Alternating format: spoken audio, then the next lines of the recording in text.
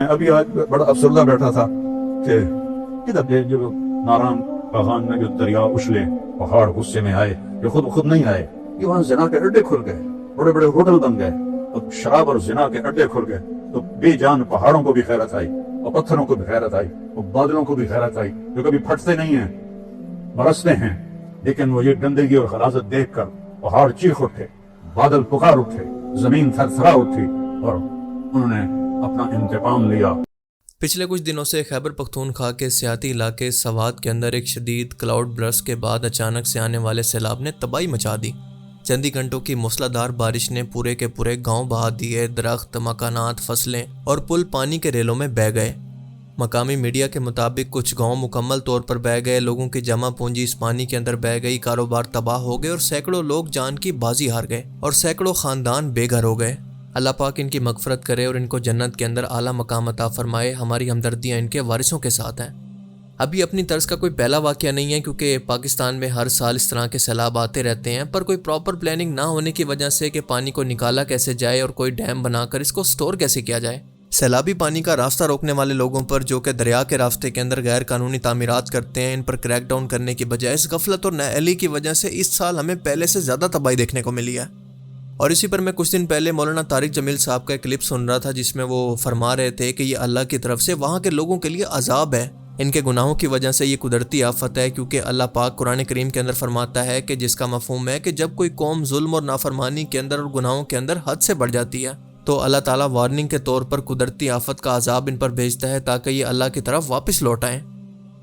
پر یہاں پر انتہائی ادب کے ساتھ میرا مولانا صاحب سے یہ سوال ہے کہ وہ تباہی جو کہ خود انسان کی اپنی غفلت اور لاپرواہی کی وجہ سے کسی شخص پر آئے، کیا اس کو اللہ کا عذاب کہنے کا ہمیں حق حاصل ہے؟ یہ تو بالکل ایسے ہی ہے کہ 100 لوگ مل کر سمندر کے اندر چھلانگ لگائیں جن کو تیرنا نہ آتا ہو، اور جب ان کی موت آ جائے تو باہر کھڑے لوگ یہ کہیں کہ یہ ان پر اللہ کا عذاب ہے، اسی وجہ سے یہ لوگ ڈوب گئے ہیں۔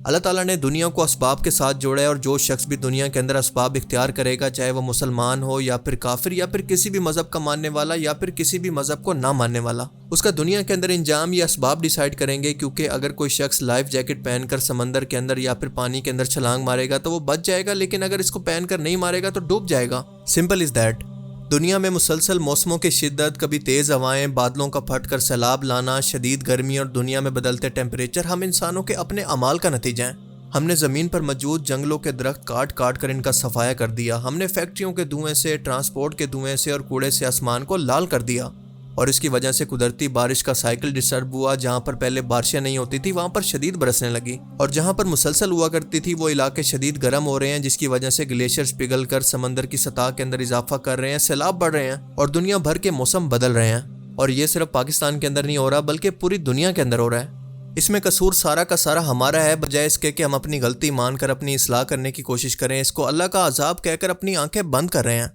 جب مولانا صاحب یہ فرماتے ہیں کہ جس جگہ پر سیلاب آیا وہاں پر بے حیائی ہو رہی تھی، وہاں پر گناہ ہو رہے تھے، تو مولانا صاحب سے انتہائی ادب کے ساتھ میرا یہ سوال ہے کہ کیا آپ نے کبھی سنا ہے کہ کسی ارب پتی سیاستدان، کسی بڑے جاگیردار، کسی حرام خور وزیر کا پورا خاندان اس سیلاب کے اندر ڈوب گیا ہو؟ بالکل نہیں سنا ہوگا،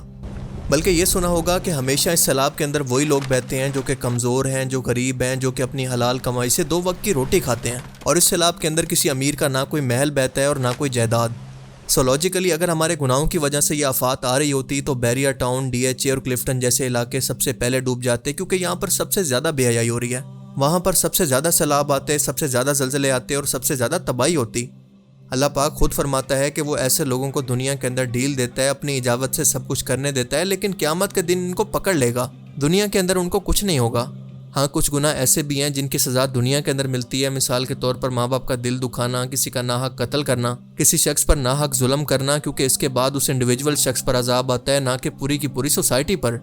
ابھی آپ کو یاد ہوگا کہ کچھ ہی دن پہلے لاہور کے ڈیفنس کے علاقے کے اندر ایک ٹرانسجنڈر پارٹی ہوئی جس کے اندر بے شرمی کی تمام حدوں کو پار کیا گیا، لیکن وہاں پر اللہ کا کوئی عذاب نہیں آیا۔ دن رات لائیو سٹریم پر بے حیائی ہو رہی ہے، سوشل میڈیا ایپس کھول کر دیکھیں تو ہر طرف بے حیائی نظر آتی ہے، سود پروموٹ کیا جا رہا ہے، اور اس کے علاوہ سب سے بڑھ کر آج کل جوئے کو بھی نام بدل بدل کر پروموٹ کیا جا رہا ہے۔ کون سا ایسا کام ہے جو کہ اللہ تعالیٰ نے ہمیں بطور مسلمان منع کیا ہو لیکن آج ہم لوگ نہ کر رہے ہوں؟ اور اللہ پاک تو قرآن کریم کے اندر یہ بھی فرماتا ہے، جس کا مفہوم ہے کہ اگر وہ انسانوں کو ان کے گناہوں کی وجہ سے دنیا میں پکڑنا شروع کرے تو دنیا کے اندر ایک انسان بھی باقی نہ رہے، پر اس نے اس تمام حساب کتاب کے لیے قیامت کا دن مختص کیا ہے، جس دن کسی کو بھی کوئی امان نہیں ہوگی۔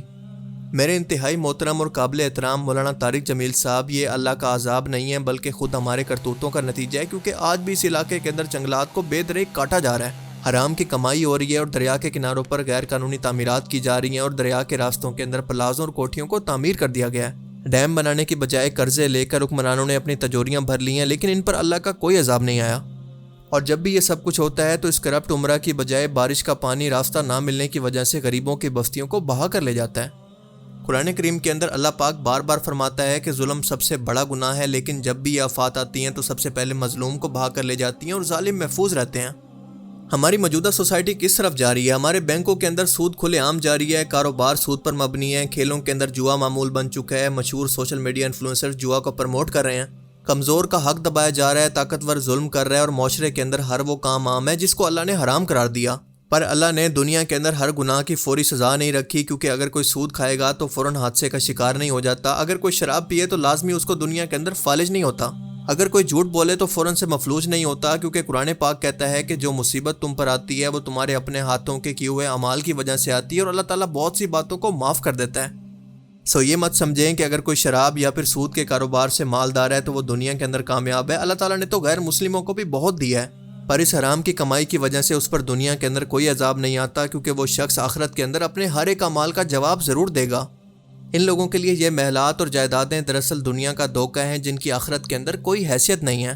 اللہ تعالیٰ نے بار بار قرآن کریم کے اندر یہ بات بتائی ہے کہ اصل اور حتمی حساب کتاب صرف قیامت کے دن ہوگا، وہاں پر ایک ایک انسان کے نیک و بد اعمال کا پورا ریکارڈ رکھا جائے گا۔ مولانا طارق جمیل صاحب جب یہ فرماتے ہیں کہ سیلاب لوگوں کے گناہوں کی وجہ سے آتا ہے تو دراصل وہ اصل مجرموں کو چھپاتے ہیں اور اس کا الزام یہ غریبوں پر ڈالتے ہیں، اور اصل مجرم ہے یہ حکمران طبقہ اور سرمایہ دار نظام۔ اب میں ایسا نہیں کہہ رہا کہ وہ جان بوجھ کر ایسا کرتے ہیں، بلکہ میرا حسن ظن ہے کہ ان کو اصل حقیقت کا نہیں پتہ۔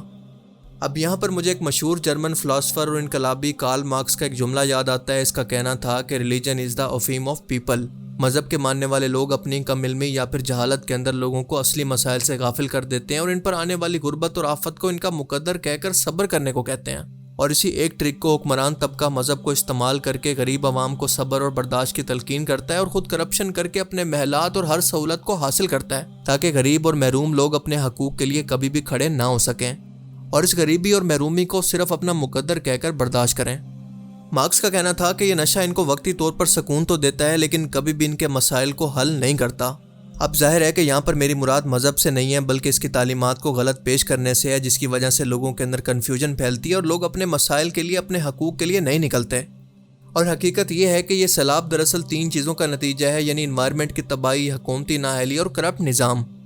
اپنی غلطیوں اور کوتاہیوں کو نظر انداز کر کے اس کو قدرت پر ڈال کر اس کو عذاب کہنے کی بجائے ہمیں اپنی غلطیوں کو قبول کرنا چاہیے اور اس پر آواز اٹھانا چاہیے تاکہ اس کا ازالہ ہو سکے۔ اور جب تک ہم اپنی غلطی کو مانیں گے نہیں تو اس کا حل نکالنے کی بھی کوشش کیوں کریں گے؟ اور جب اس کا حل نکالنے کی کوشش نہیں کریں گے تو ہر سال یہی تباہی اور اس سے بڑھ کر تباہی ہماری منتظر ہوگی، اور یہی سب کچھ پچھلی کئی دہائیوں سے چلتا آ رہا ہے۔ اللہ تعالیٰ سے دعا ہے کہ وہ ہمیں سمجھنے کی اور نیک عمل کرنے کی توفیق عطا فرمائے، آمین۔